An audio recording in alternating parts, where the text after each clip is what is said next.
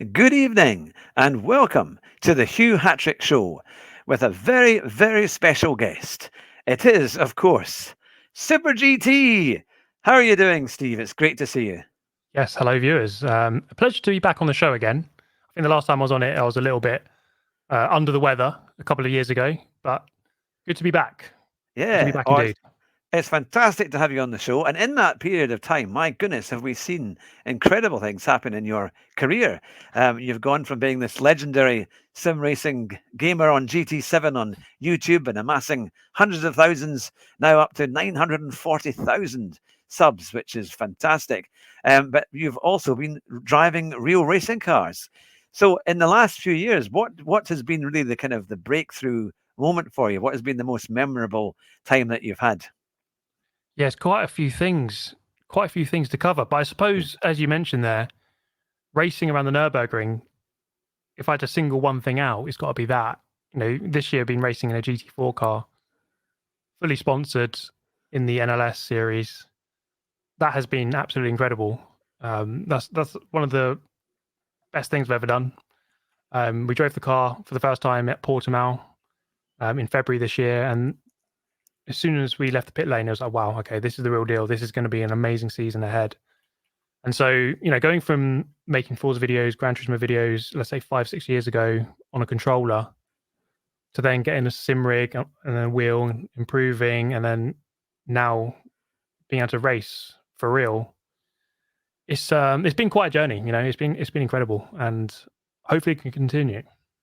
Yeah. Oh, absolutely. I mean, we have to say we've been riveted in watching your shows, and I know that many a time when you've been that busy that you haven't made as many videos as you used to, but now you're back live streaming a lot more, and it's back to kind of watching you with the way that you can race, and also you have you can not only race hard and do well in the races, but also commentate on what's happening. I love when you go around a corner and someone in front of you will have turned right when you're going around a left-hand bend, and you'll say the idea is when you go around the right hander, turn right, turn the wheel right. It was so it's you have that ability to not just drive, but to think above it and strategize, which is really good.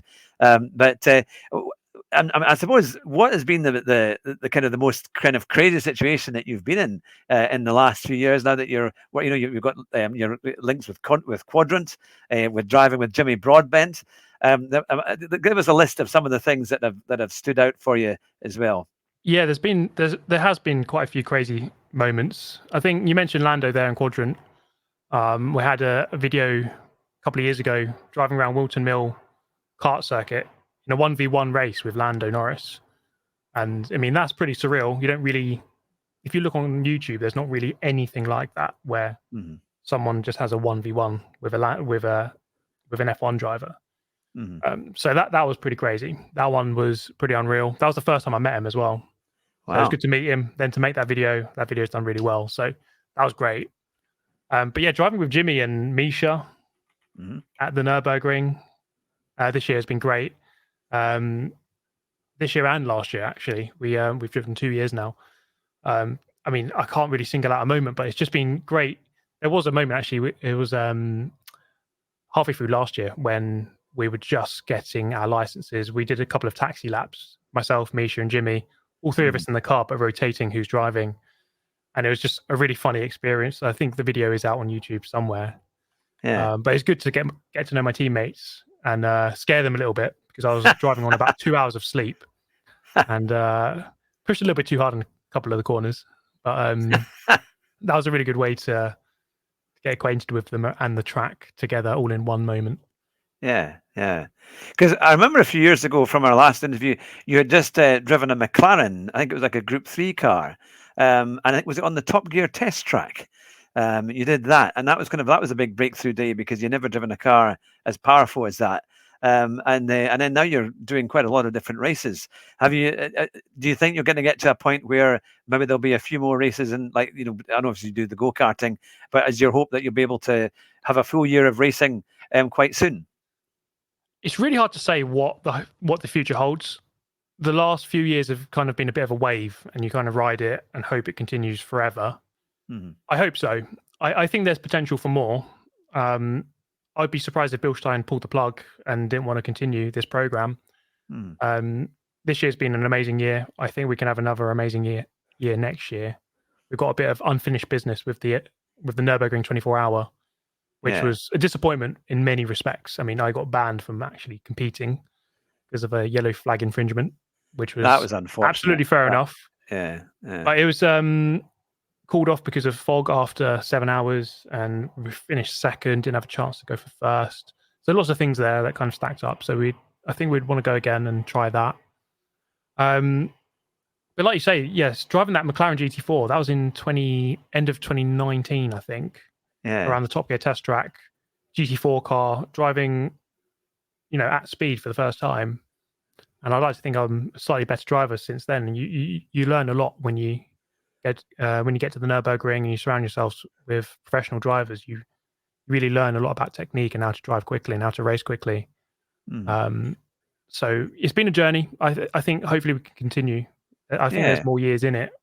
Well, definitely. Yeah, I think there's more to come. Well, we're definitely rooting for you. We'd love to see you do it full time, maybe even get into those touring cars. I think you'd be good in the British touring cars. That would be quite fun. Would you ever fancy something like that? It would be great to do a British Championship. Obviously, racing in the Nürburgring, I think, is the best track in the world. Yeah. But I think something like British GT would be incredible. Yeah. GT cars, GT3 cars, GT4 cars on the same grid, multi-class, 4 or 5 or 6 different UK circuits. I think they go to Spa as well some years. Something like that would be absolutely amazing. Obviously, it's not an easy thing to do. GT racing costs hundreds of thousands of pounds a year. So it's not cheap. But it's just, trying to convince a sponsor that they should spend their money. Yeah, and definitely. I think there's a new way now. With a following, you can post a video, and that sponsor can be immediately broadcast to hundreds of thousands of people. Yeah. So it's a new way of getting attention on a brand, if that's what they want, which is obviously what sponsorship is for. So yeah, there's definitely potential out there. We'll just have to work out how to go about it. Yeah, I was going to say, from going from sim racing and then going to the track and driving these cars like GT4 cars, was there anything that you suddenly thought, my goodness, that's quite a big jump, or was or anything that surprised you about the difference in technique that you had to use in order to drive a real racing car from sim racing? You know what? I found it easier than I thought it would be. It's hard to get the professional level of pace when you've got the factory drivers. Those guys are supremely fast. It's hard to get on that level, but I think let's say around a Grand Prix circuit, and maybe I'm 1 second off per lap,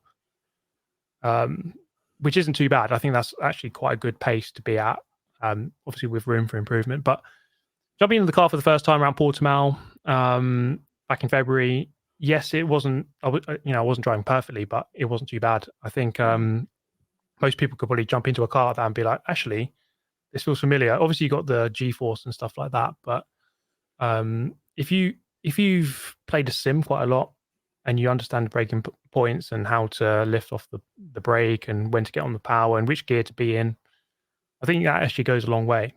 You're not going to be perfect, but it does help out quite a lot. Yeah. Now, I'll quickly just give a brief to the chat. Yes. We've got lots of people in the chat asking questions, which is great. We don't yet have the facility to do super chats. I'm not yet monetized, although we have grown the channel quite a bit in the last few years. So if you do enjoy the content, then it'd be great to subscribe. And Super GT's YouTube link is in the description as well. So if you haven't already subscribed to Super GT, which I'd be very surprised if you haven't already done so, the link is there to be able to do that too. But now you've met some incredible people with in recent years. One of which was the Stig from the Top Gear, the old Top Gear, and you did a wonderful video comparing your lap times on these very good simulators. What was that like? Can you tell us a bit more about the Stig as well, and what he was like, Ben Collins?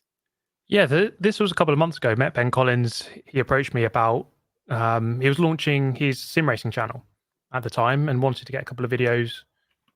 And I was more than happy to head down to Sim Motorsport in Brands Hatch. Had a session with him, and it was interesting because he's quite an old school racer. He's I think he's the generation before sim racing, really. And so he self-admittedly would say that he struggled with the sim racing. He's, I think this is something that happens quite a lot. You get drivers who are they don't do much sim racing, so they really rely on the feel of the car, which you don't obviously get when you're on the sim. So they struggle a little bit when it's virtual and not real. But he's a great guy. He's got a lot of stories to tell. He's really interesting person to have a conversation with. He's the kind of person you go to a pub with, and you could be there all night, asking so many questions about his career and the things that he's done. Obviously, he was on Top Gear, I think, for 9 years. As the Stig. It's a long time. He's driven so many cars, done so many different things. But yeah, he was good. It was good company, and actually, he was pretty handy on the sim. He understands racing. It was just a case of can he translate it into that sim rig on that day. It was really good to see the comparison, to see how you drove and then how he drove, and then kind of learning from each other. And you were giving him tips, and he was talking to you about setups, and it was fascinating to see how it works. And I mean, I think what I found since like talking to people like John Cleland, who have competed in racing, they're incredibly formidable characters. I think because they're obviously at their best, aren't they? And they've got to perform all the time. And how did you find? Because you're a natural, you've shown through your own pace that you can win events and get very good times. Did you find that it must have been very interesting, just hearing how these other people drive? What's been some of your most interesting people that you've met in the last couple of years? Yeah, I do think racing drivers have a certain attitude, a certain way of thinking, a certain way of life, almost just the way that they speak, the way that they hold themselves, trying to be professional at all times. That's something that I've learned a lot of. Last year, we did a Bilstein event, and I had an entire day where Mauro Engel was kind of free to tutor me. So he's a Mercedes AMG factory driver, drives GT3 cars. Wow. He's the production car lap record holder at the Nürburgring Nordschleife. So obviously a very good driver, very quick. He races DTM now, races NLS, races Mercedes all around the world. But just his professionalism, just so many things you can learn from a driver like that in a day. Just how they, I don't know, it's like motorsport has to become your life. Just your diet, the way that you approach life, the way that how seriously you take everything, just trying to be professional, trying to, motorsport, you realize, is so much more than just being quick on the track. You have to speak to your engineer, remember their name so that you can come back to them later and talk to them about the data or whatever it is. It's just about building relationships, and there's so many elements to motorsport, and someone like him you learn a lot from. So there's definitely been a lot of people, you put yourself in the paddock, put yourself at events like Goodwood or the British Grand Prix, things like that. And you learn a lot. I do think that motorsport is one of those industries where you kind of just have to be in the mix of it, and that's when you learn things. I know it does seem like when you speak to people at the top of their game, isn't it? It's a different life, and it's a different the professionalism of how and the standards they have to keep to is really takes it to a new level, isn't it? And as you say, you've got to be around that and live that. The motorsport has to be living and breathing to make it all come about. Now, I'll quickly ask a question from Darwin, who he's been wanting to ask a question on lots of comments. So I'll say, he says, when are you going to do a video about F1 2024? Yes, good question. Every year I play the F1 game. I normally make one video on it or two, and then, I mean, I don't really like the F1 games. The way that they play, the physics, they feel a little bit light. It's a weird one, the F1 game, because I love arcade games and I love sim games and I love Simcade, whatever you want to call it. But F1, I don't know, it just feels it's in this weird area where it doesn't belong to any of those categories. I can't quite describe it. It can feel a bit floaty, isn't it? It feels a bit floaty, not always connected, I find. Yeah, when I'm there's a real disconnect between what you feel and what is happening. It's a yeah. very strange sensation on that game. But to answer his question, I don't know.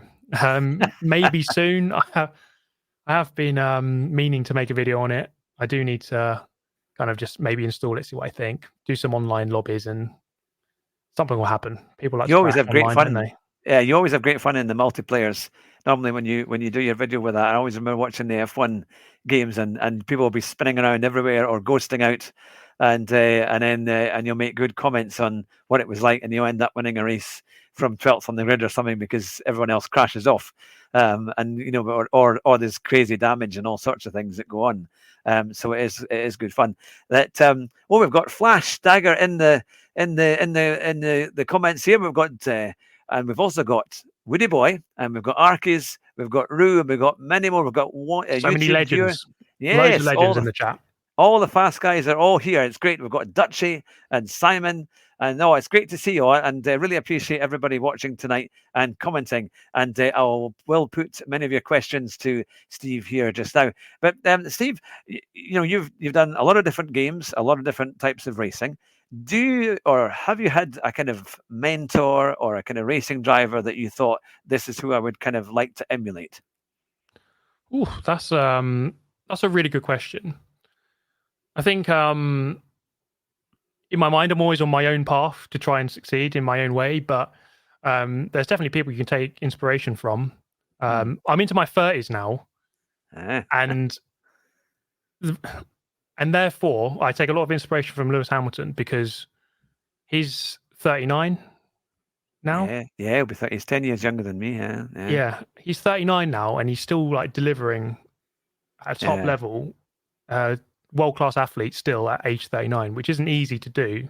Yeah. And so you look at someone like him and you think, okay, right, it's possible to still be the top of your game, aged 39, physically, mentally delivering for sponsors and going to all the events and doing everything. So someone like him, you can't help but be inspired by someone like Lewis Hamilton.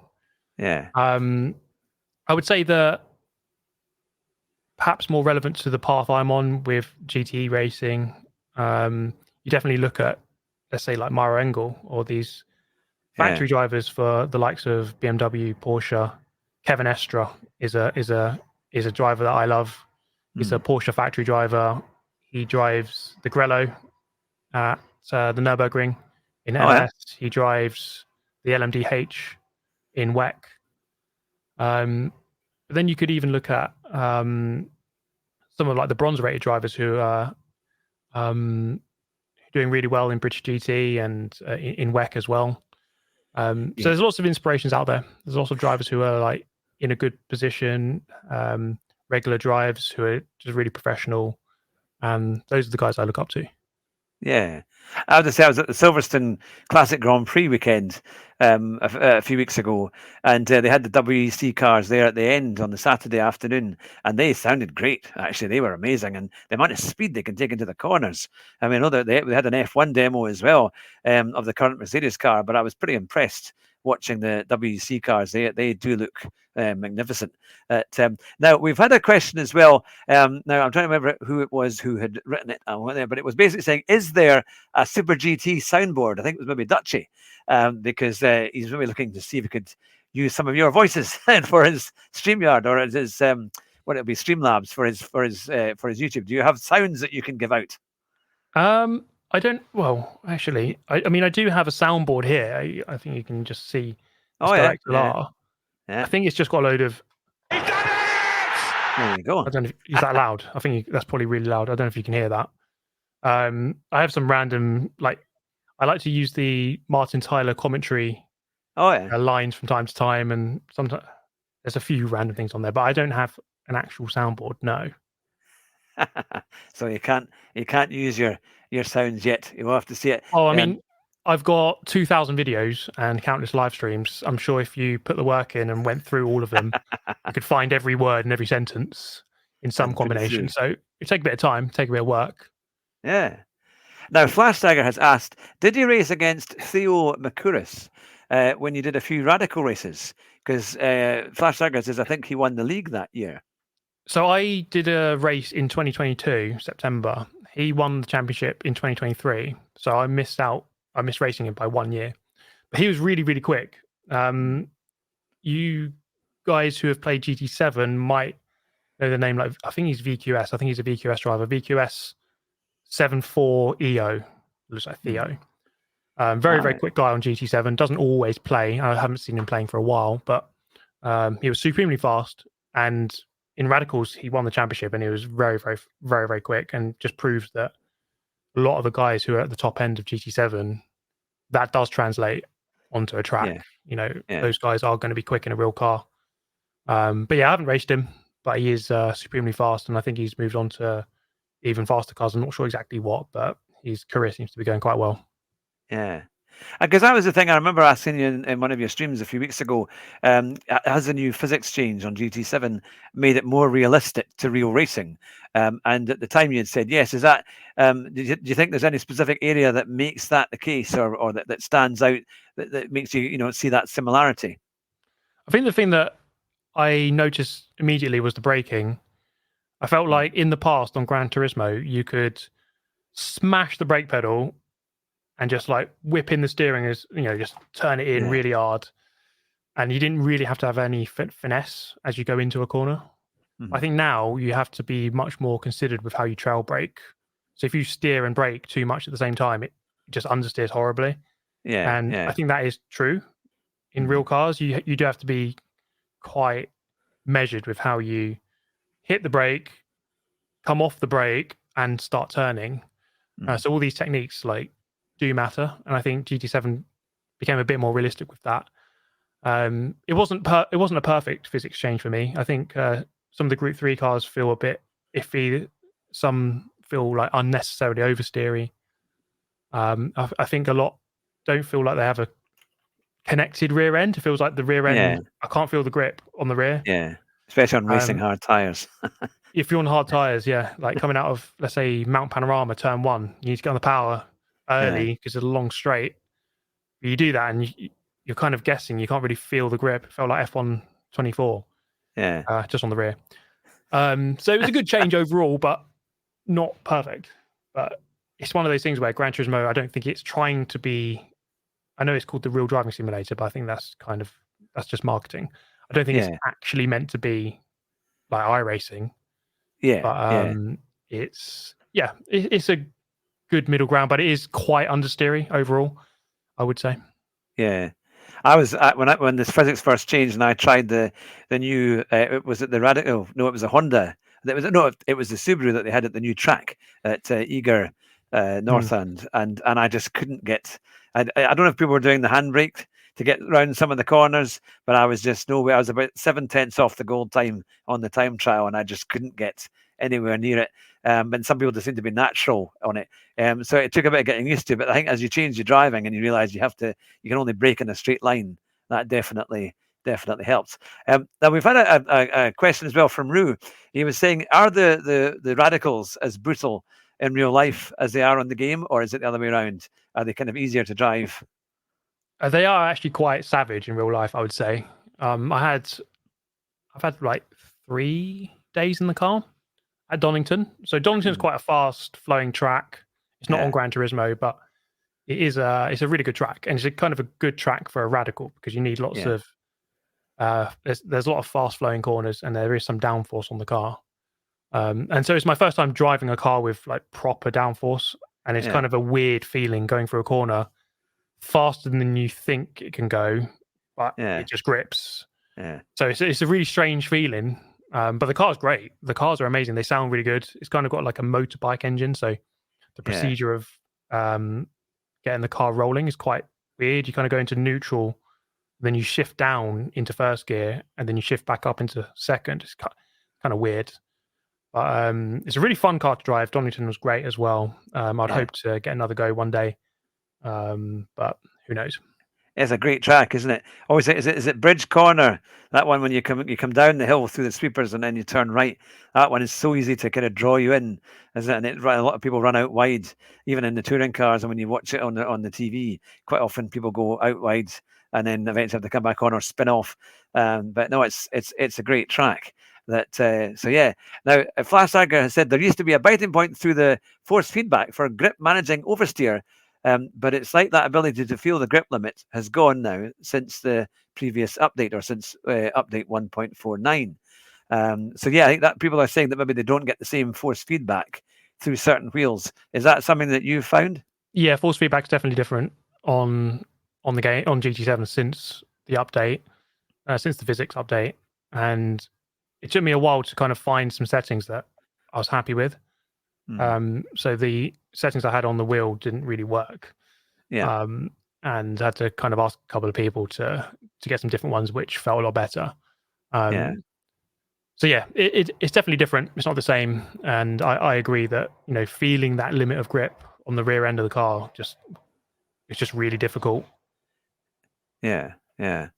And now that, because you're sitting there at 940,000 subs on YouTube, which is a commendable achievement, to be able to have that kind of following, how do you find, because you're saying you're at Goodwood, you've been at the British Grand Prix, it must be now whenever you turn up anywhere, people are going to say hello that you probably don't know, isn't it? So can you go anywhere still without being recognised? Well, I think, I mean, firstly, it's a crazy number, isn't it? 940,000. Almost a million, which Yeah. is just like a mind-boggling number. But I mean, luckily, I can just go about my daily business and not really get recognized too much. It happens from time to time. Sometimes I'm just driving down the road where I live and someone will message me 10 minutes later and say, "Oh, was that you driving down the road?" So people do recognize me, but I think it's at racing events. If I go to Brands Hatch or Silverstone or Goodwood Yeah. or something like that, then yeah, it's not like I'm getting stopped every 5 seconds, but a handful of people would have stopped me during the day. But that's great. I think the reason I am where I am is because people follow my channel, they enjoy watching it, and without them, none of it happens. I wouldn't be racing at the Nürburgring if I had 0 subscribers. I wouldn't get invited to these events, if I wasn't getting any views. So I don't want to, and I don't turn people down. If people wants to talk to me or say thank you, I'm always like, oh, thank you very much. It's always nice to interact with people because, like you say, it's just a number on a screen. But when you go to an event, it's an actual person, and normally they're very complimentary, and it's just very positive. So I can't be more thankful, really. So, because you were at Goodwood, now did you actually have your own stand at Goodwood this year? Because I remember you saying you were at Goodwood, and were you visiting other stands, or was it part of Quadrant, or did you actually have your own facility there? This year, I was with Bilstein. We were filming a couple of things. They had their own stand, and we had our car there. So I was with the car for a couple of hours, had quite a few people come by and ask questions and have a chat and get a photo and that kind of thing. But I was lucky enough to not have to work for the whole day. So I was able to go around and have a look at all the other stands. That was on the Thursday, which is quite nice. It wasn't too busy because Goodwood can obviously get extremely busy on the Saturday and Sunday. And I'm not necessarily a fan when things get super crowded. I like to shy away from that a little bit. But on the Thursday evening, at 6, 7 p.m., it was just, the sun was coming down. It's lovely, isn't it? Most people have left, and it's just like, right, now I'll go and look at everything. So that was quite nice. Yeah, and the stands are fantastic. We did that the first time I went back in 2013 on the Sunday night when it had all finished up, but everything was still open, so you could go and have a look around, and it was just amazing just to see all the cars, all the racing cars, and just the atmosphere of the whole place was just wonderful. It's an amazing event. Now, Arkies has said he must say he really appreciates that you acknowledge a lot of us small-time hobby YouTubers, which is very kind, because you do shout people out. And you always make great comments in your videos about people you've been racing against. So they do definitely appreciate all of that. I think it's been great. I've noticed in the last few years, obviously we've got a couple of full-time Gran Turismo YouTubers now. Key, Rory, Digit. I don't think Tidgeney's full-time, but he's got such a great work ethic. They're almost like he is. But we've got those guys, but then we've also got quite a lot of people now who've come in and trying out YouTube, trying out streaming, trying out Gran Turismo, like Arkies, like Deadeye Del Boy. Oh my god, I can't remember all of them because there's So so many many. guys Yeah. now. But it's really good. I love I love watching them. I love dropping into their stream, just saying hi and how's it going.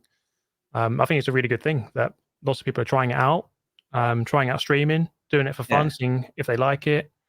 And then, yeah, I don't know. I just think it's great. I just think it's a really good thing that people are trying it out. Yeah.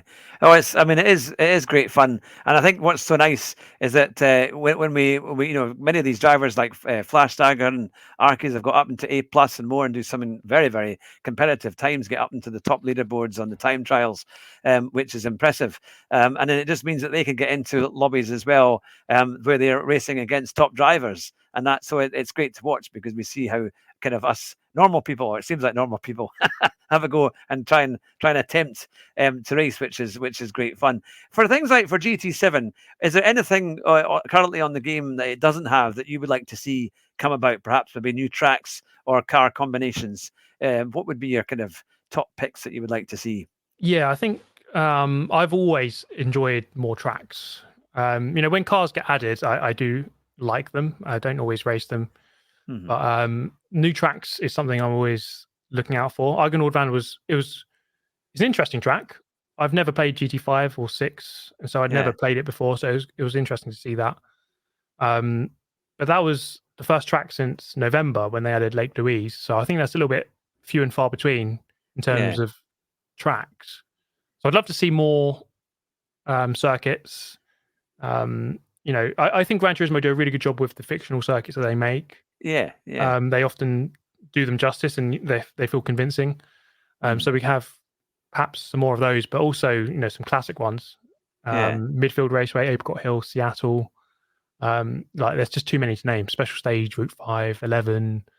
There's just so many that they could add, and I think people would be happy to see them, including myself. oh yeah, yeah, So I think we'd be really happy to see that. But also just improvements to the game in general. I think there's lots of little things that could be better. I think only having 16 players online is still a bit disappointing. yeah, If a couple of people leave the race, you can be down to 13, 12, and it can quite quickly feel yeah. a little bit empty. Mhm. So I'm a firm believer that every game that comes out, every metric should improve. And Yeah, so GT Sport had 20 players, and it shouldn't. GT7 therefore shouldn't be worse. It should be the same or better. yeah, So 20, 24 players would be much better. I think that's something they could hopefully improve. I don't see it changing, but that would be one of my wishes. And just yeah, an overhaul of sport mode, to be honest, because it's basically a copy paste of GT Sport. Hasn't really yeah, changed that much. I mean, we all kind of bit disappointed some Mondays when the races aren't that great and they're a bit repetitive or the combination isn't that amazing. But there's so much potential for like an improvement of the sport mode. Just the amount of daily races, the way that they do them. Could you have daily race D? Could you have an endurance race? Could you have more championships, which aren't the FIA nations and manufacturers? Could you just have something that's always there? Could you yeah, have a race where you jump in and you have one lap to qualify and you have to just deliver that yeah. lap? Because sometimes I That would be think the good. qualifying system isn't that great where someone can just do a million laps and Yeah, then they're going to start a pole, but they're not actually the best racer. So there's lots of little tweaks they could make. I think I don't see them really changing it until the next game, but hopefully yeah, they do. yeah. Now, here's a question for you. Your thoughts on tuning? Are you for or against? I'm I'm not really the biggest fan of it. Hmm. I don't really like doing it, especially with the current system where you go into the lobby Yeah, and then you have to quickly change the tune every time for every race, which is kind of yeah, silly. yeah, So it feels like a bit of a faff, and I think I would say I mean I'm making a number up here, but I think like 95% of people don't really probably understand it too well and just probably. yeah. I mean, I just look at Key 25 stream and just copy his numbers. I'm not. I'll be honest. I don't. To me, it's just a load of arbitrary sliders. I don't really understand it too well. And I think most people on GT7 probably don't want to put that kind of time in to kind of sit there and Yeah, go, yeah. right, let's have a hour session of tweaking the natural frequency and the suspension and the brakes. I Do don't you think think that people would go well really on a want to be doing stream? that. You could do a Oh, stream all about that. I mean, it could do. Depends how you portray it, but I think for the most part, people probably aren't that interested. I think No. it can be a good part of the game. I think there were some daily races early on in GT7's life where there was tuning. I think I seem to remember there was a 10-lap race around Daytona in Group 3 cars, and tuning was involved. And actually, some of the racing was absolutely incredible. So Yeah. I would say yes and no. It just depends. For the most part, I don't really like it, but I think it has its place if it's done properly. Yeah. Now, here's a question for you. If you had the chance, or maybe you've already done it, have you been in a race where all of the above have been where you've been racing against them? For example, we mentioned Tidney, Rory, Key, and Digit. Have you ever done a race with all those streamers in the actual one lobby, or perhaps a live event? Have you ever done anything like that? We did. I think this was during lockdown. I think it was 2021. We did a couple of YouTuber races. There's a guy called Lewis Bentley who used to be like a world tour level player. Doesn't really play the game too much now, and he set up a couple of events.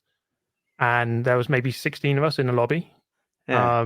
So we had like Tidney, myself, Rory, Key, Basic Ollie when he used to play, PX Cam or Andrew Vasquez. Oh yeah. There was like and Tyrannosaurus Rex. Oh yeah. So there's a good like handful of us in that race. I think we did 2 races, one at Spa, one at Maggiore, and they were both pretty good races.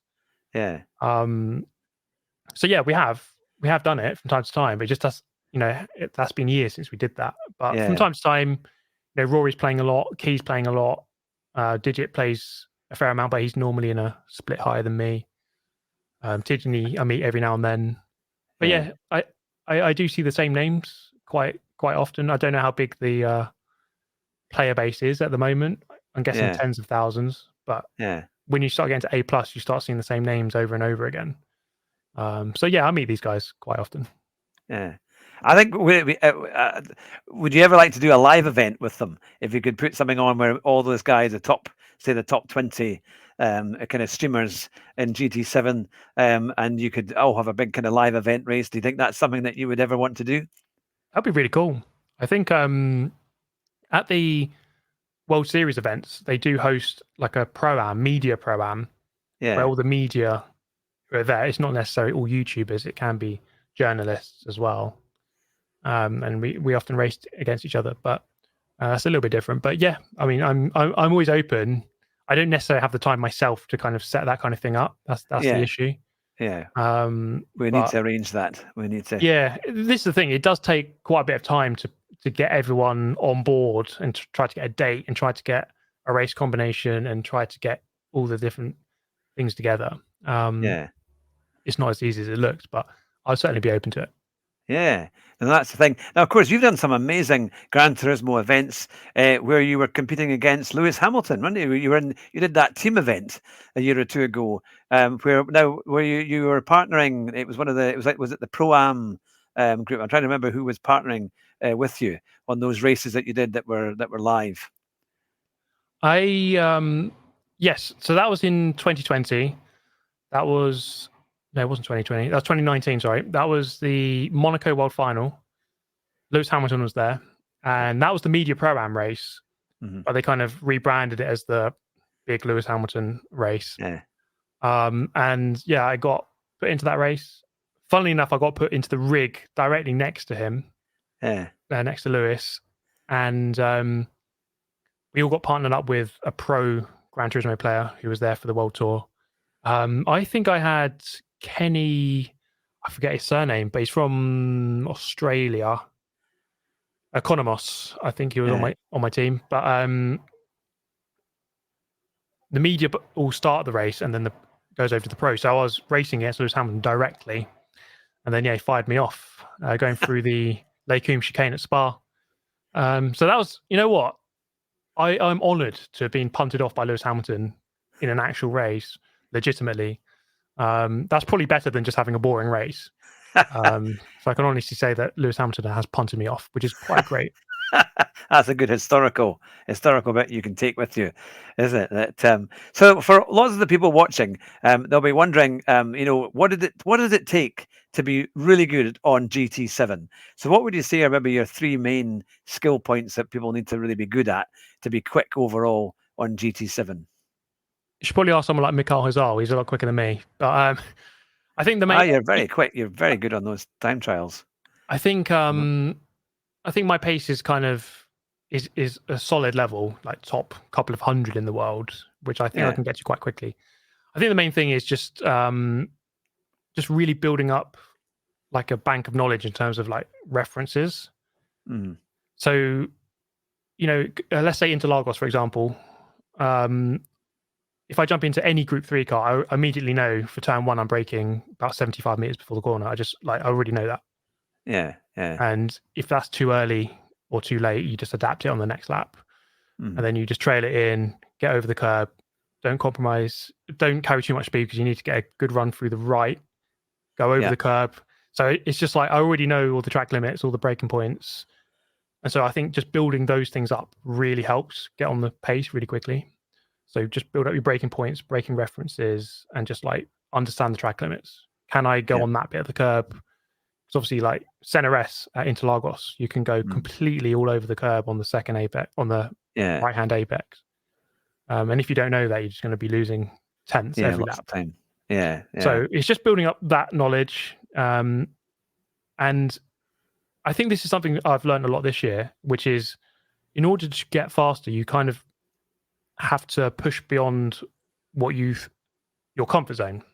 It's really easy in racing to kind of find your level and just drive around forever at your level. This is a lesson I learned at Portimao where I was really consistent, but then the pro driver had to go at me. He said, that's not a good thing. You should be pushing really hard, almost making mistakes every lap to try and work out what the quicker line is. Because if you just keep driving around at a 9 out of 10 level, you're never going to get to 10 out of 10. You need to kind of work out how to do that. So can you brake later? Can you take a wider apex? Can you take a later apex? Can you brake a bit better? There's so many things. So I would say the main thing is, can you just change what you're doing a little bit? Push yourself out of your comfort zone. Try braking a bit later. Try a lower gear. Try a higher gear. Maybe you're scared of getting on the power on the exit of the corner because you think you're going to oversteer. But just try it. And then maybe you'll be quicker. So it's just about pushing yourself out of your comfort zone.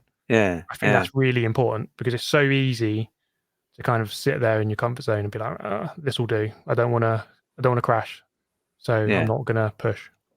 Yeah. And do you think that certain tech, in terms of what kind of wheel and pedals you have or rig you might have, do you think it makes that much of a difference, or is it still down? If you're a good driver, you can pretty much go quickly in any kind of setup. I think it matters to some extent. I would still say someone like Mikhail Hazal, who I regard as like the best player in the world on Gran Turismo, he would be quicker than me if I had the best wheel, whatever you think that is.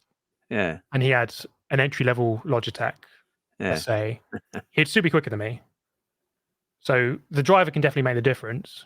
But I think with sim racing, you just have to be comfortable with what you've got.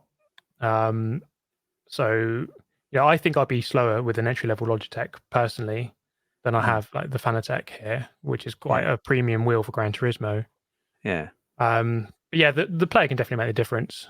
You don't have to have like top of the line stuff. And I think a lot of people who are maybe like buying a sim rig for the first time maybe overthink it and think, I need to buy the best sim rig, otherwise I'm not going to get to the top level. But I don't think that's true. I think you can get good on, let's say, like an entry level €300 wheel and pedals. I think it's definitely possible.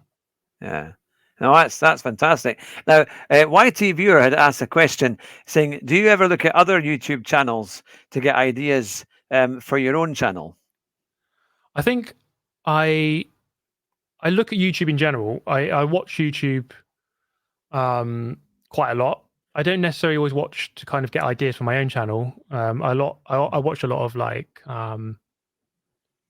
onboards, a lot of racing, a lot of sport highlights, that kind of thing. But I don't really pay too much attention to kind of like wider trends, kind of like Mr. Beast or Yeah. KSI or the Sidemen too much. I don't really watch that kind of Yeah. content. Yeah. But I do like to study YouTube. I do like to see what people are doing and pay attention to different trends that are working and what isn't working. Because the thing with YouTube is that I've got 940k subs. It kind of looks like, oh wow, he knows what he's doing. Yeah. But it's almost like you almost never know what you're doing because it's like constantly changing, and Yeah. you never like quite understand it. I can make a video and it'll get 200k, and I make a video which I think is better and I get 100k views, Yeah. and it just makes no sense, and it's all completely up in the air. So yes, I do watch YouTube. I don't religiously watch it for like research purposes, but it's quite a tricky business to kind of fully grasp and understand because it's just constantly changing. Yeah. And so what's been the best ever sim rig that you've ever played on? Ooh, good question. I mean, my own one. I really like this one. It's what I like. It's what's good. There was a time when I went to the Veloce studio in London, and they had a sort of, I think it was like a £90,000 simulator. It had like Wow. a 180-degree curved screen which kind of wrapped around you. Yeah. And the pedals, I can't remember what the pedals and the wheelbase were, but they were obviously quite premium.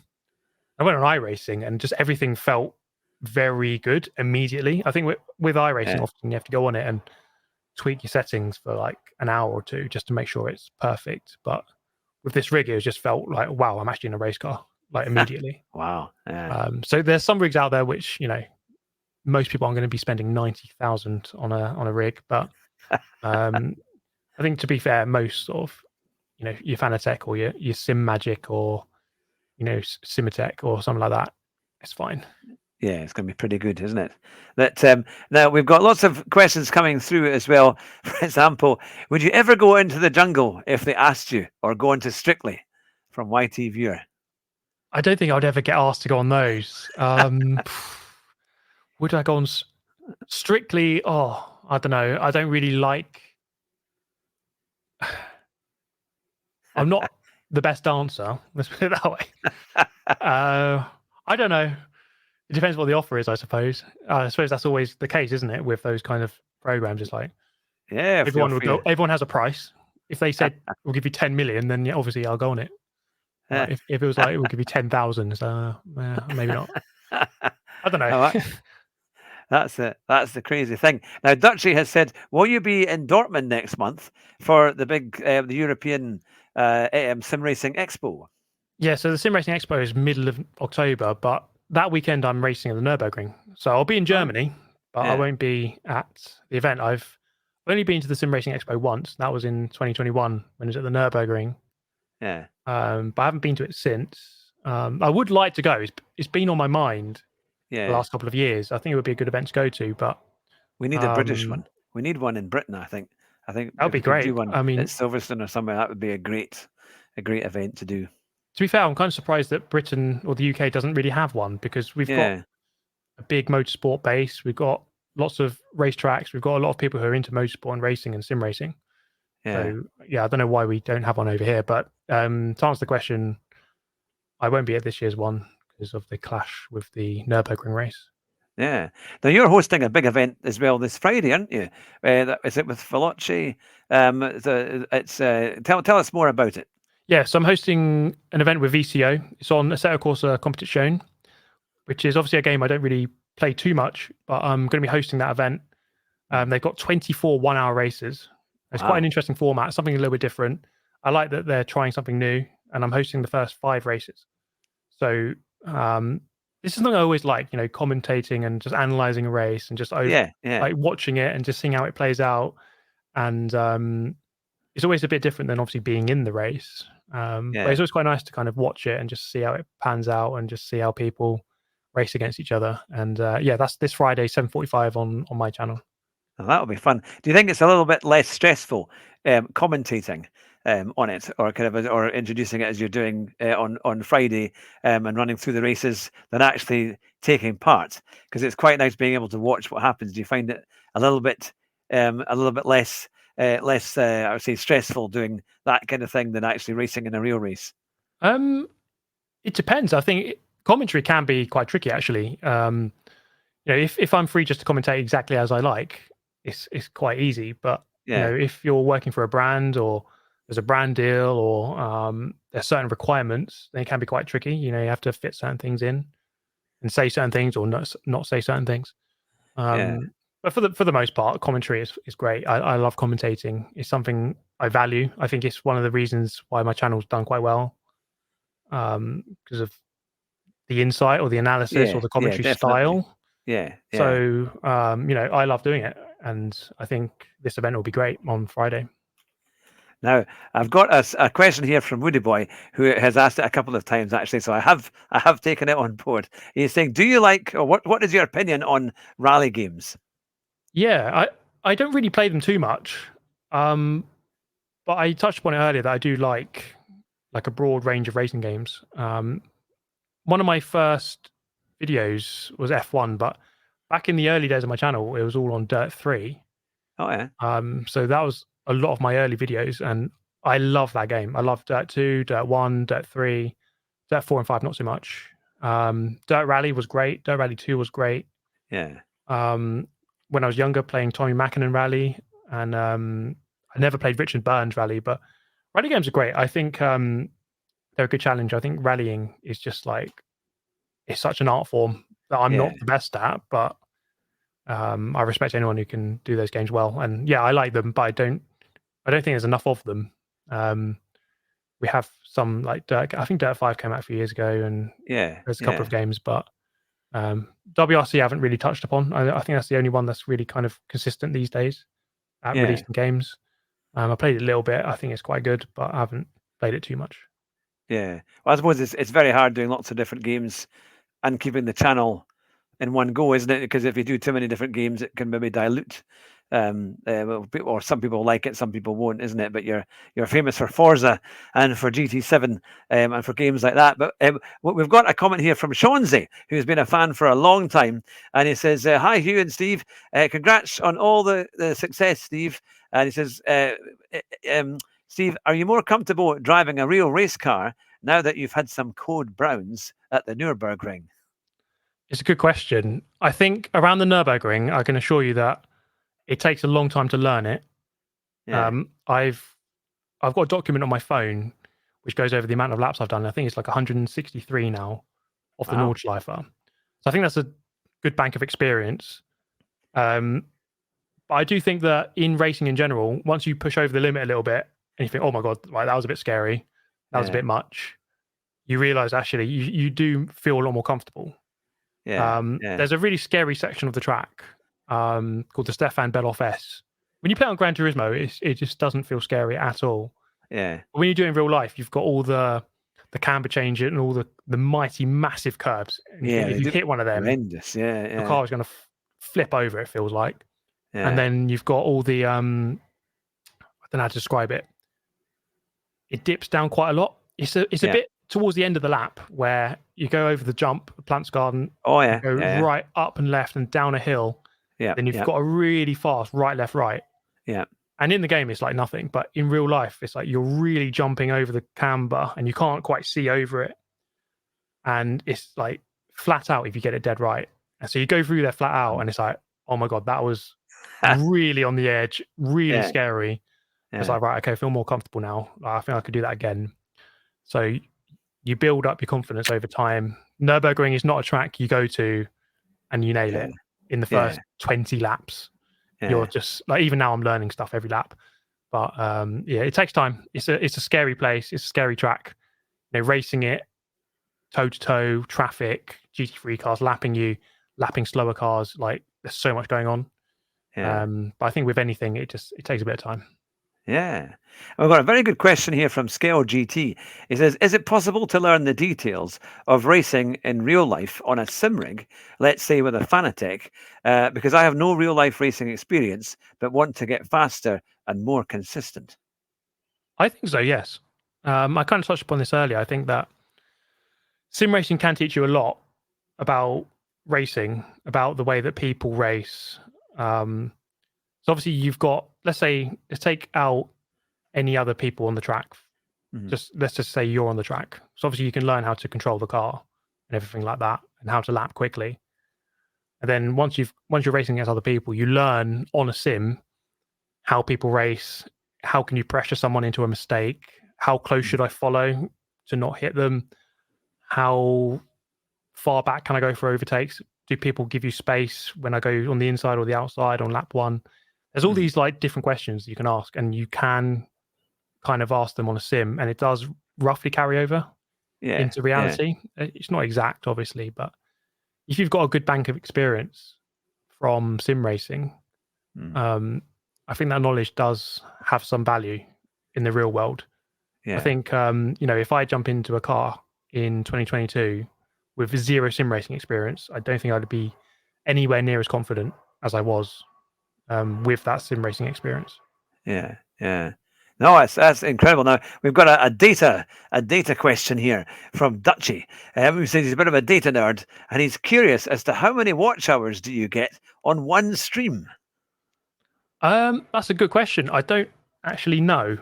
I don't really have that stat. Let me try and find it. I don't know if I've saved any images of that. It's a good question, but I don't really look at it, if I'm honest. I might have one saved on my. No, I don't think I do. Not to worry. It's a good question though. That's because it's quite amazing watching. Sometimes you have 4,000 or 5,000 people watching it at the one time on your live stream, which is great. And the comments fly. As you can barely read them as they go down, but it must be amazing having. Do you ever get kind of slightly awestruck as you think, my goodness, there's so many people watching? It can be a bit of a distraction.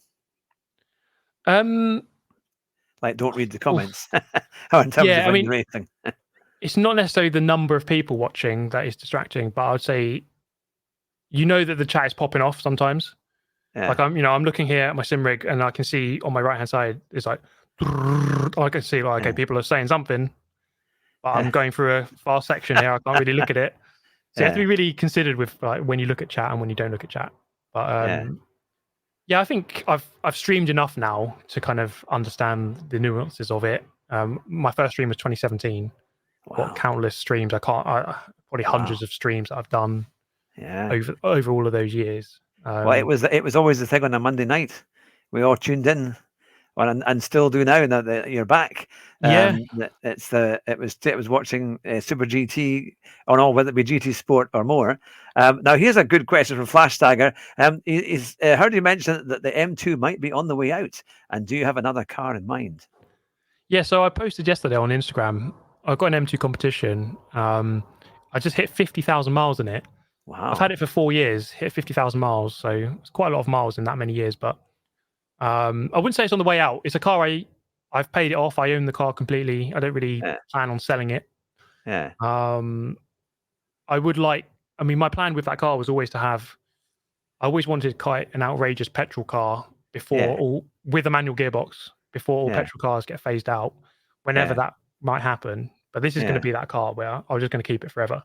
One day when I'm 78, I can just go for a drive when those cars don't exist anymore. But in terms of like new cars, what to get, I should probably get something sensible. No. But I mean, the M2 is quite an outrageous car because it's got a wing on it. It's got a big Remus racing exhaust on it, so it's pretty loud. 400 horsepower. You can push it, and it does slide a little bit if you want that to happen.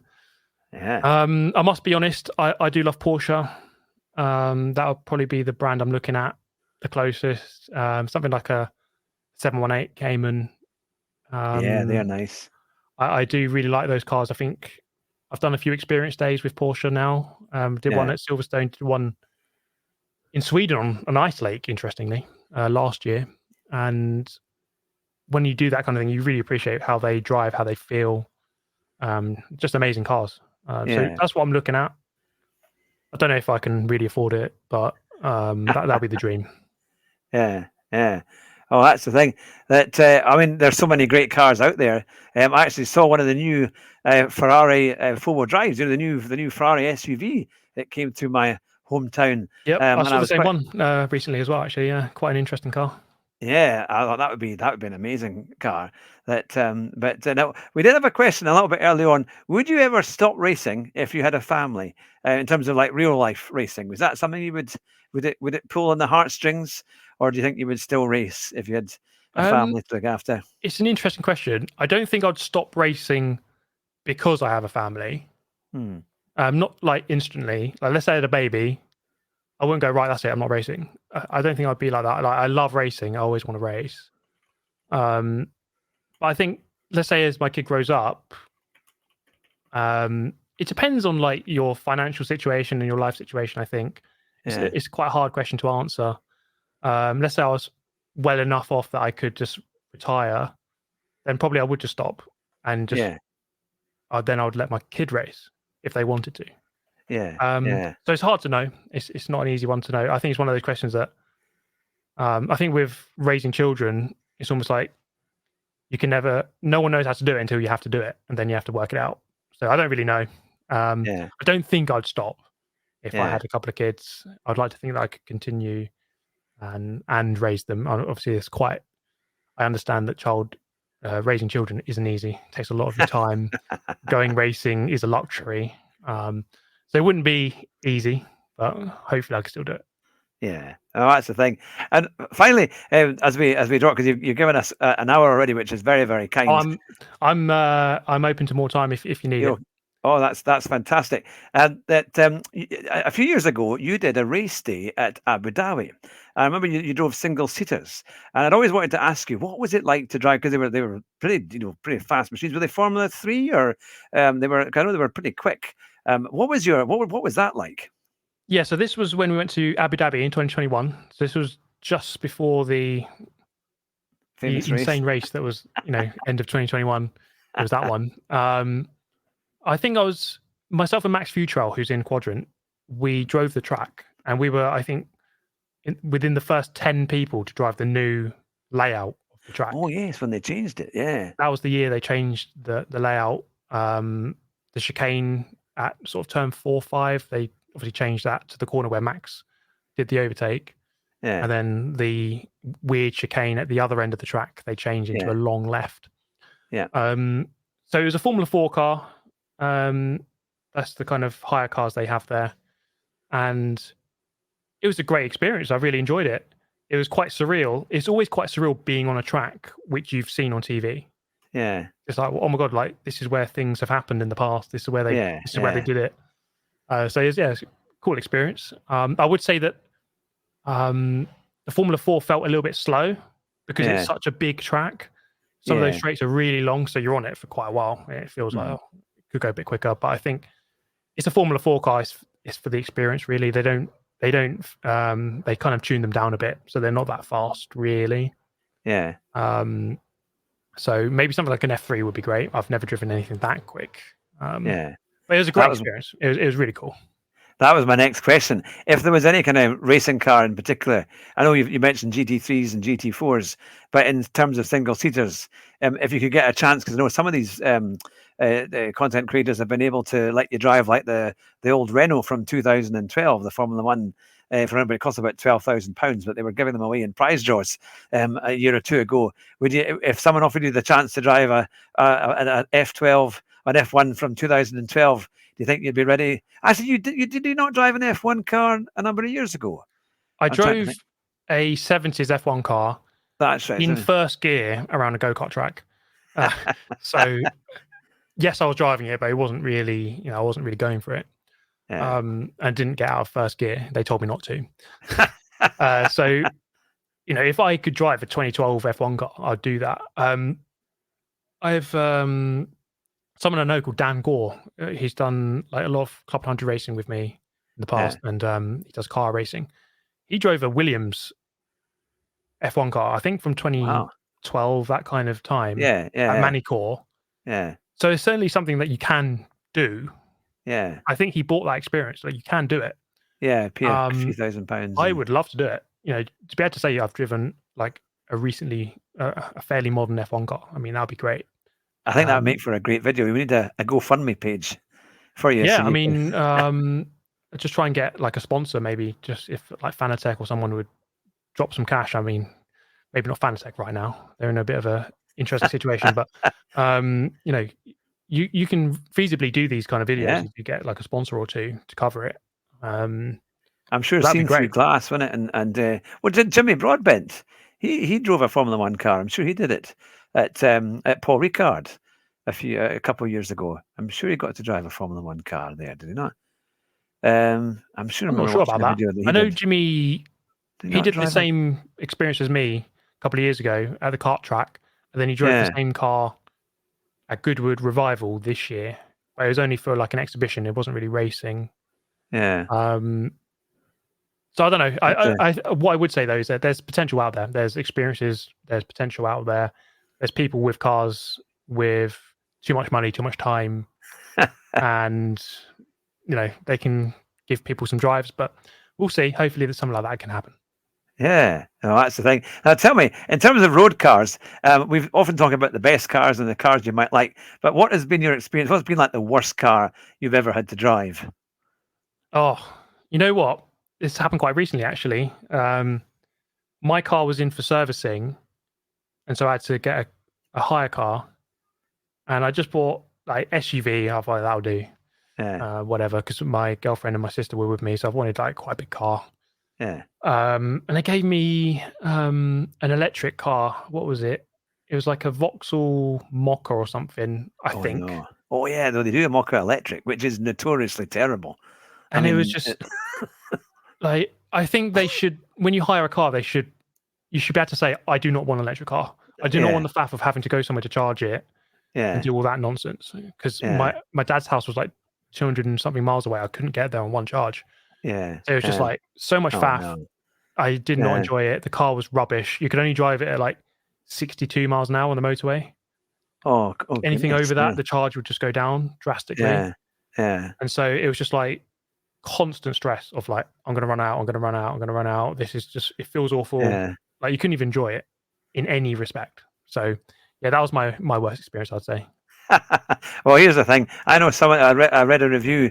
Someone bought a £31,000 Mocha Electric, and it never worked. Never did the charge. It barely did about 140 miles on a charge. Took it back to the Vauxhall garage, and they offered them £18,000 for it after 3 months. So he had to, because he had the finance, he had to keep it. Yeah, I think they've got a long way to go. It's At, it's an interesting conversation. I mean, we could speak for hours about this. But obviously, like the cars like the Taycan, people yeah, bought them in their droves 3 years ago for business reasons, and now they're yeah, trying to sell them and they just you can't. I can't. think the electric industry just isn't quite ready. I think Yeah, people it's are a just bit not unsure sustainable at the about. moment. Yeah, It's fine having a new one, or it can be, yeah, maybe not the Mocha, but people are just unsure about buying them secondhand. No one yeah, wants to buy them secondhand, so their yeah. value They're just pretty drops cheap. off a Yeah, cliff, and it's just not worth yeah. it. I think unless you have a charger at home, it's not. It's difficult to make them work. Or if you I do think that's big it. miles.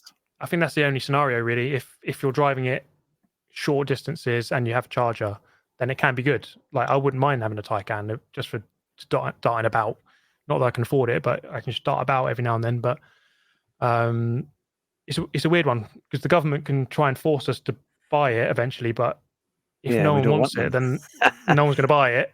Yeah, So it's a weird one. I have a sense that the whole deadline for petrol cars being phased out might be pushed back because yeah. Well, it was going to if be people don't buy electric cars, 2035. then they can't do Yeah, anything. yeah, and it's crippling the motor industry. To be fair, but it's interesting to get your view on that. I think you'd be a great Top Gear presenter. I think if they had a new series of Top Gear, I think you would be a fantastic. You could be like the old Tiffany Dell. They would give you all the racing cars to drive and the sports cars, and you could do a sim lap as well, and all that kind of thing. I think that would be a great position for you. Now we are seeing in the comments, Arkies has said the most horrible car he ever had was a Chevrolet Matiz. Yeah, they are. He said it literally made me lose my will to live. But I have to say, most people do say that the old model Vauxhall Mocha was one of the worst cars they've ever had, that kind of thing. But so, what are your, apart from your big do on Friday? Have you got any new kind of racing? Obviously, you're going to be racing in Germany at the time of the exhibition of the Sim Expo. But have you got any plans for some new racing categories coming up in the next wee while? Nothing nothing for 100% right now. Yeah. I do have a video to be released, which I did earlier in the year. So it might appear as I've just done it, but I raced the Ford Mustang of Alex Brundle. Oh wow. Around Brands Hatch Grand Prix circuit. Oh yeah. That was back in May or June. Yeah. But the video is just going to be coming out now. So that was an incredible experience. I had to learn heel and toe because it's not a technique that I've learned before. Yeah. So Yeah. I've had to go into this car, it's expensive classic 60s Mustang, around Brands Hatch, tricky circuit, home track. So I was really pleased to be there. But you've got a grid of minis and Mustangs, so you've got like the different handling and driving techniques. Yeah. So there's a lot of pressure there to try to not crash the car. So that was something that came up. Video will be out for that very soon. But I think the main thing in the next coming months, as we approach the end of the year and start of next year, will be what's going on for 2025. Yeah. I don't have any concrete plans as to what's going to happen. This year, we didn't find out until January, end of January, that we're going to be racing. So that's the thing. That's the main thing for me to look forward to. Hopefully, it all goes ahead, and we have an amazing year of racing ahead of us next year. I don't know in what car if we do go ahead, but that's the main thing to look forward to. I think there is potential further down the line to maybe kind of venture into maybe buying a race car and racing in Radical like we did the SR1 a couple of years ago. Could I buy a Radical, race it, and then sell it again at the end of the year? Yeah, and get some sponsors on board. So there's different things in my mind, but the main thing is hopefully getting back into a full season around the Nürburgring.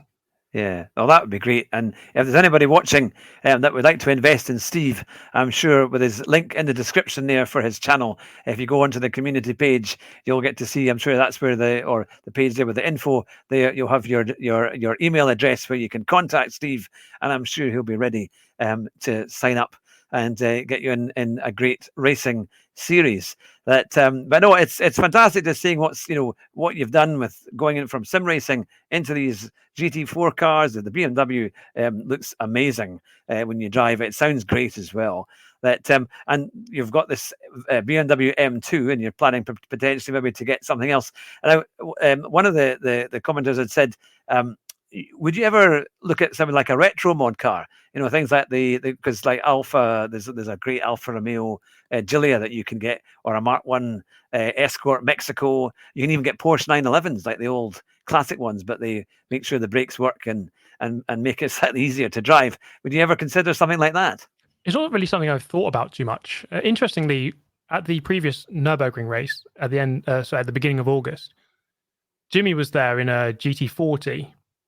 That's right. Yes, but it wasn't an original from the 60s GT40. It was a sort of a more modern kit build put together. Still a very valuable car. I think it was like hundreds of thousands of pounds still. Obviously, still an amazing car. But it shows you that you can kind of get an amazing car for a bit less. Obviously, GT40 would cost millions if you were to buy a proper one. But about 60 grand. You can buy them. I've seen them at the kit car show. But it's not something I've really thought about too much. Maybe, I was just touching upon, like, could we buy a race car?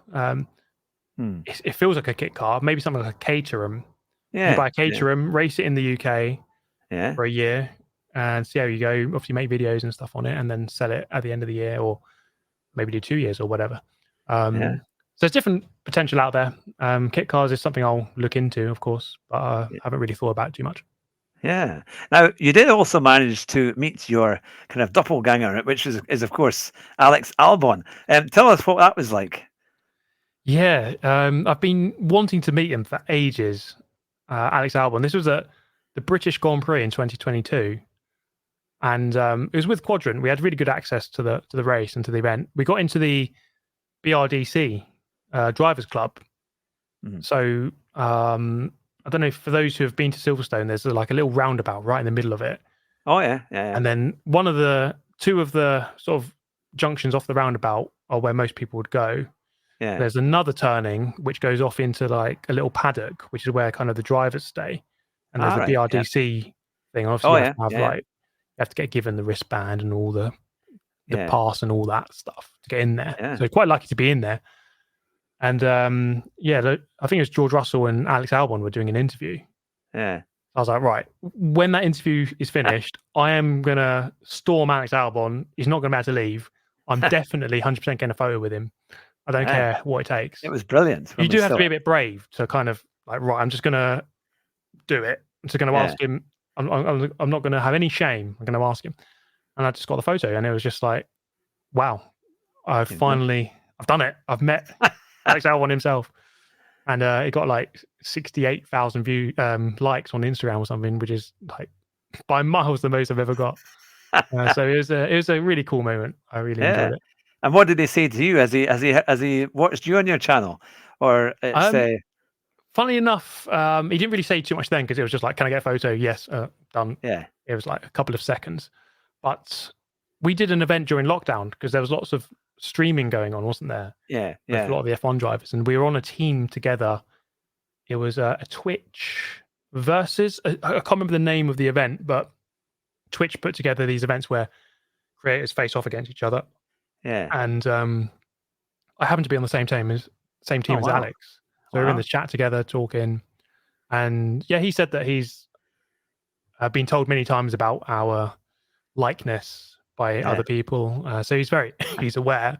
I'm not saying he watches my stuff or anything, but he acknowledged my existence, which is something. And one quick question as well. With your connections now through Quadrant to Lando Norris, have you ever given him any advice, or has he given you any advice? He gave me quite a lot of advice at our first karting event together. That video that we made in 2021. Obviously, we're looking at data and stuff like that and comparing his data to mine, and there's lots of things to learn, because that was my first time in an owner driver kart for many years. Yeah. So he did teach me a lot that day, because he's obviously a karting world champion. Yeah. So he knows how to drive a go-kart. There's no question about that. As for me giving him advice, not really. I don't think he really ever asked for any. But I haven't seen him in a while, but he's good company. He's a good lad, and yeah, it'd be good to see him again, because it's been a long time. Yeah. I mean, because you've done quite a lot, obviously, with Quadrant. You did lots of big events with them. And what was the kind of craziest ever experience you had? Because sometimes they would get you to do challenges, and you'd put them on a video. What's been your kind of most memorable experience of the Quadrant time that you've had with them? You know what? I think the best one would have to be, we went to his house. He lives in Monaco now, but he used to live near the McLaren Tech Center. We all went to his house to film a video. It was the Hot Ones challenge. It's where you eat fried chicken in progressively hotter sauces, and it gets very, very hot and very like agonizing. And it's rare for an F1 driver to put himself like well out of his comfort zone. Yeah. So he's there dipping his chicken in this thing that is basically eating fire.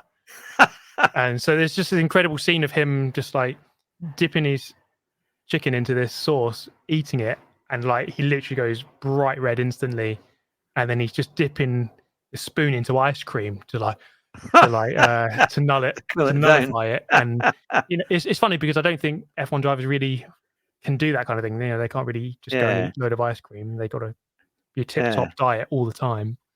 I think there that was was a in really the old interesting days. experience. They did. I remember Senna and Berger had all these crazy stories. They'd play all these pranks on each other, and they were staying at some place. I think it was in Portugal, and Berger decided to fill Senna's room with frogs because they were next to a golf course. And similarly, Senna was very superstitious, so he always looked for odd numbers. And Berger deliberately put an even number of frogs in his room. And so, of course, when he found all these frogs everywhere at night time after a race, he got the staff to come through and try and clear the room. And of course, they could never find that extra frog that they thought was there. So I suppose they were quite famous for playing great pranks on each other on that kind of thing. But because you and Jimmy do a lot together, obviously, and for your driving for the BMW M4, do you find that there's a lot of fun and games that go on when you hang out with those guys? Oh, definitely. We don't really. I wouldn't say we like prank each other, and we don't really put frogs in each other's bedrooms. But we definitely have a similar sense of humor. Yeah. We can go there to the track. We can be serious, and Yeah. we all want to get quicker and better as a team. Yeah. At the same time, we can all laugh and joke, and we do. There's not many occasions where I laugh more than when I go to the Nürburgring and race with Misha and Jimmy. Those are some of the funniest days I have. Like they're very funny. So yeah, it's really good, spending time with each other and just having a laugh. I got a question here actually from Rue. It said, didn't Gerhard Berger try to get David Coulthard drunk before a race? That wouldn't have surprised me. Those were the 1990s pranks. But yeah, I don't think they're allowed to do anything like that now. It's all very businesslike in Formula One. That's the kind of thing. But so if there's a race, a Grand Prix that comes up in the next wee while, what would be your ideal race to go and see? Well, that's a good question. I would like to watch DTM. I quite like how competitive that championship is. Yeah. I'd like to go and watch a DTM race. I'd like to go to Monza. Oh, yeah. They're racing this weekend in Fanatec GT3s. But, go to the F1 race would be amazing. I think that's one of the ones to go to.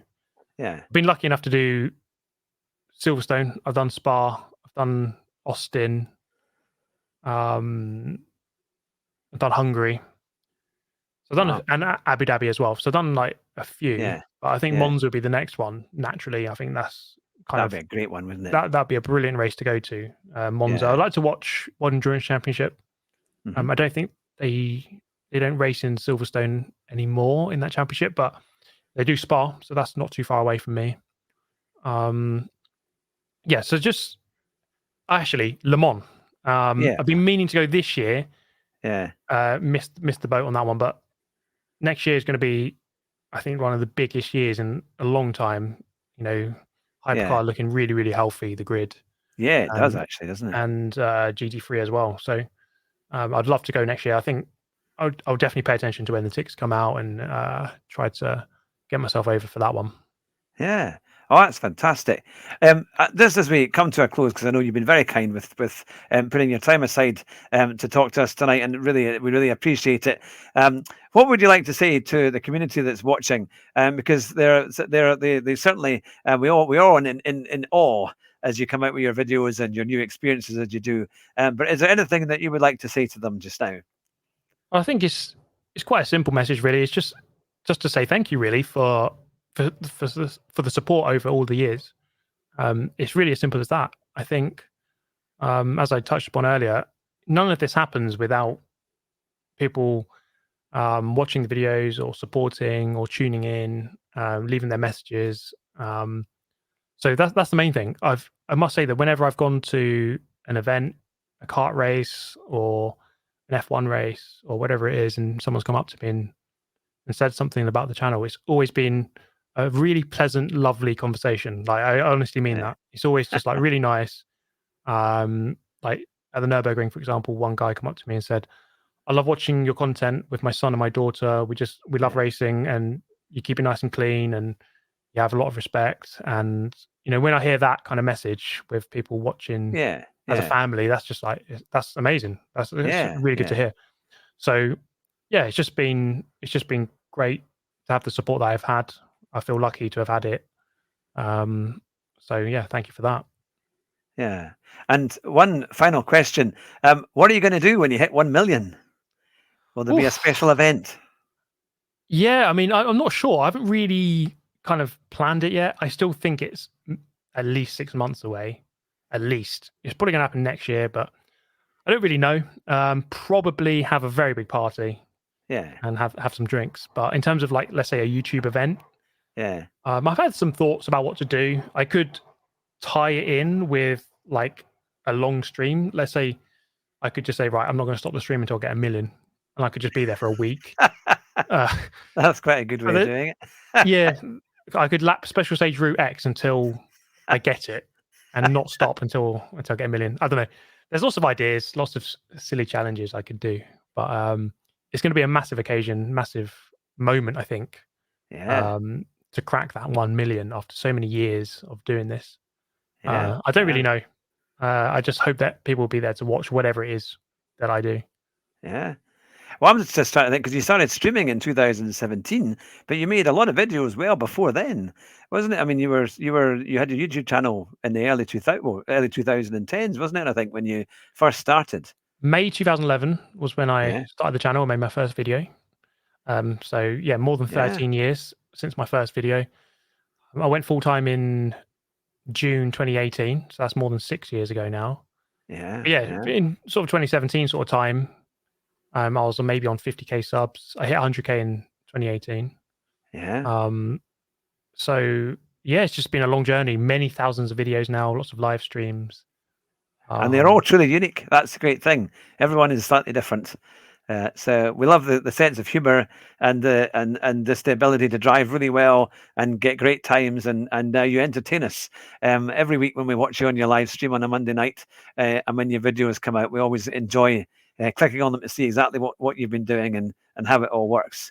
But no, it's been absolutely fantastic to have you on the show. We're huge fans, and you can see with the comments there. There's a lot of love for you here in the channel here, and for your community as a whole is incredibly positive. And we hope you can continue on for many years yet, doing streaming and game and live streaming, and of course with your real racing career. And maybe in the future we'll see you race against Tidgely and Key, and we'll put on an event. And you'll get a sponsor as well to do some more amazing racing. But stay on the line if you please as we close the show. But to everybody watching, you've been watching the Hugh Hatrick Show with an incredible special guest. It is Super GT Steve Alvarez Brown. It's been an absolute pleasure to have you on the show. And if you like what you see, please subscribe and hit that like button. I should have said that right at the start. But there we go. But thank you very much, everyone. I'll finish with our kind of crazy ending. It is drive fast, but drive your bus even faster. Take care, everyone, and we'll see you very soon. cheers, Bye guys. just Thank you. now.